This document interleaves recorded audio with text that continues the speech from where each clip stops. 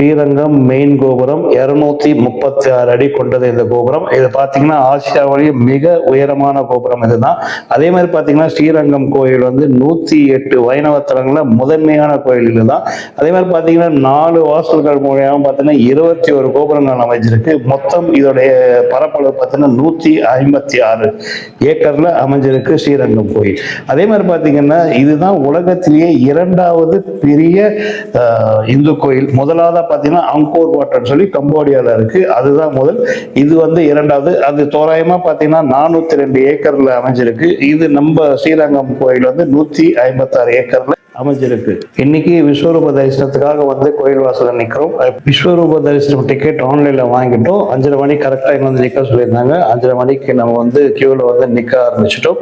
6 மணிக்கு விஸ்வரூப தரிசனத்துக்கான ஏற்பாடுகள் எல்லாம் அங்க நடக்கும். இப்போ கியூவை வந்து உள்ளார அலோவ் பண்றாங்க. நம்ம இது வழியாக தான் இப்போ வந்து விஸ்வரூப தரிசனத்தை பார்க்கறதுக்காக கோயிலுக்குள்ளார போய் கொண்டிருக்கிறோம். உள்ளார போய் நின்றுனா மாட்டிப்போன்னு சொல்லிட்டு கரெக்டாக ஒரு இடம் முன்னாடியே வந்து நின்றுட்டோம். இங்கே பார்க்கறதுக்கு இல்லையா, இந்த இடத்துல தான் வந்து யானையும் அந்த பசுமாடும் குதிரையுமே வந்து உள்ளார போய் சுவாமிக்கு பண்ண வேண்டியதெல்லாம் பண்ணிட்டு அகைன் இப்படி வெளியே வந்துடும். நம்ம இந்த இடத்துலயே வந்து கரெக்டாக நின்றுட்டோம். தரிசனம் முடிச்சுட்டு வெளியில வந்துட்டோங்க. இதுதான் சாமியோட பாதம். வெளியில வந்தோடனே சாமி பெருமாளோட பாதம் அங்க இருக்கு. இதே மாதிரி பாத்தீங்கன்னா இது வந்து கோயிலோட அதாவது மூலஸ்தானத்தோட பின்னாடி, காயத்ரி மண்டபம் மூலஸ்தானத்தோட பின்னாடி இது. தரிசனம்லாம் முடிச்சுட்டு இப்போ இது வழியா அப்படியே நம்ம வெளியில போக வேண்டியதுதான். கோயில் பாருங்க, மிக பழமையான கோயில், எவ்வளவு அருமையா இருக்கு பாருங்க. இந்த இடத்துல பாத்தீங்கன்னா இந்த இதெல்லாம் கட்டியிருக்காங்க, சாரெல்லாம் கட்டியிருக்காங்க. என்னன்னு பாத்தீங்கன்னா ரொம்பவே ஒரு மோசமான நிலைமையில இருக்கு அந்த இடம்லாம். அதெல்லாம் சரி பண்ணிட்டு இருக்காங்க. அதுக்காக தான் இந்த சாரெல்லாம் கட்டியிருக்காங்க. இப்போ நம்ம பார்க்கறது அதுதாங்க சொர்க்கவாசல். கோயிலை விட்டு வெளியில வந்தோன்னா சொர்க்கவாசல். அதையும் சொர்க்கவாசலை பார்த்துட்டு அப்படியே வெளியில போய் நம்ம சுத்திட்டு முன்னாடி போகணும். ரொம்ப பழமையான கோயில், ரொம்ப அருமையா இருக்கு. ரொம்பவே வந்து காத்தால வந்து அவ்வளோ ஒரு ப்ளசண்டா இருக்கு இந்த இடத்துல வரும்போது. இப்ப மணி பாத்தீங்கன்னா 6-6:15 தான் ஆகுது. அவ்வளோ ஒரு நல்ல ஒரு இதா இருக்கு கோயில பாருங்க. இதுதான் குதிரை. இந்த குதிரையில தான் வந்து அந்த விஸ்வரூப தரிசனத்துல கலந்துக்கிற குதிரை ஒண்ணு. அடுத்ததா பாத்தீங்கன்னா யானை, ஆண்டாள் யானை. இது லக்ஷ்மி யானை இருக்கும், அது இன்னைக்கு இல்லை. அதே மாதிரி பாத்தீங்கன்னா ரங்கநாயகி பசுமாடு, இதுவுமே வந்து விஸ்வரூப தரிசனத்துல கலந்துக்கிறது. தாயாரை தரிசிச்சுட்டு வெளியில வரும்போது பாத்தீங்கன்னா இந்த இடத்துல வந்து ஒரு குளம் இருக்கு. வந்து பாருங்க, என்ன ஒரு வேலைப்பாடுகள் அந்த காலத்திலேயே என்னமோ ஒரு வேலைப்பாடை பண்ணியிருக்காங்க. ரொம்ப பழமையான கோயில். ஒரு உண்மையிலேயே சொல்ற ரொம்ப பீஸ்ஃபுல்லா இருக்கு இந்த கோயிலுக்குள்ளார. நம்ம அப்படியே வரும்போது இந்த சைடு வந்துட்டோம்னா ராமானுஜர் அவரோட சன்னதியை நோக்கி நம்ம வரும்போது இந்த சைடுல வரும்போது பார்த்தீங்கன்னா கிழக்கு வாசல் வரும் இந்த சைடு. அதை தாண்டி நம்ம போனாதான் ராமானுஜர் வருது. அதே மாதிரி பார்த்தீங்கன்னா இப்போ லெஃப்ட் சைட்ல ஆயிரங்கால் மண்டபம். இதுதான் வந்து ஆயிரங்கால் மண்டபம். இதுதான் வந்து கிழக்கு என்ட்ரன்ஸ் கோபுரம் அது. அதே மாதிரி அந்த எதிர்த்த மாதிரி நம்ம இப்படி போனோம்னா நம்ம ராமானுஜரோட இடத்துக்கு போய் அழைச்சிடலாம். ஸோ நம்ம அப்படியே ராமானுஜரை பார்த்துட்டு அப்படியே நம்ம முடிச்சுட்டு வெளியில போக வேண்டியதுதான். இந்த ஆயிரங்கால் மண்டபத்தையுமே வந்து காமிக்கலான்றதுக்காக தான் இதை எடுத்தேன். இதுதான் ஆயிரங்கால் மண்டபம்.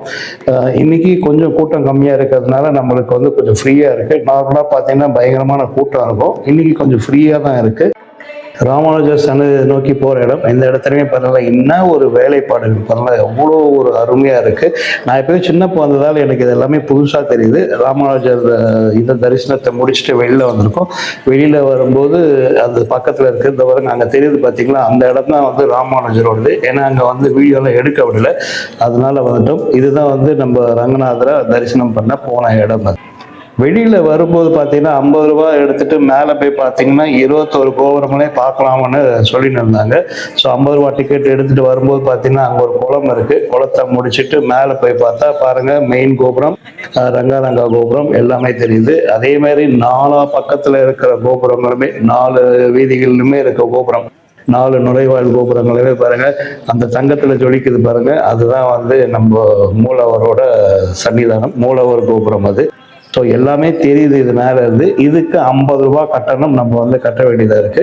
கட்டிட்டு மேலே வந்து பார்த்தோம். ஓகே, ஒரு வித்தியாசமா வந்து பார்க்கறதுக்கு ஒரு சாட்டிஸ்ஃபேக்ஷனாக இருக்குது. இந்த கோபுரம் தரிசனம் கோடி புண்ணியம்ன்றாங்களே, அந்த கோபுர தரிசனம் முடிச்சுட்டு நம்ம அப்படியே வெளியில போக வேண்டியதுதான். இருட்டா இருக்கும்போது கோயில் தரிசனத்துக்கு வந்தோம். இப்போ எல்லா தரிசனம்லாம் முடிச்சுட்டு வெளியில வர பாருங்க, எவ்வளோ ஒரு நம்ம போகும்போது இருந்ததுக்கும் இப்போ இருக்கிறதுக்கும் எவ்வளோ ஒரு வித்தியாசம். விஸ்வரூப தரிசனம் நல்லபடியாக ஆச்சு.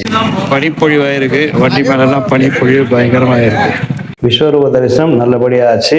போன வாட்டி நம்மள சோதிச்சானவே தரிசனம் நல்லா காமிச்சாரு. இப்ப தரிசனத்தை வச்சு ரங்காரங்க கோபுரத்துல ஒரு கோபுரத்தை வந்து ஒரு வேண்டுதல் பண்ணிட்டு நம்ம அப்படியே கிளம்ப வேண்டியதுதான். நன்றி, வணக்கம்.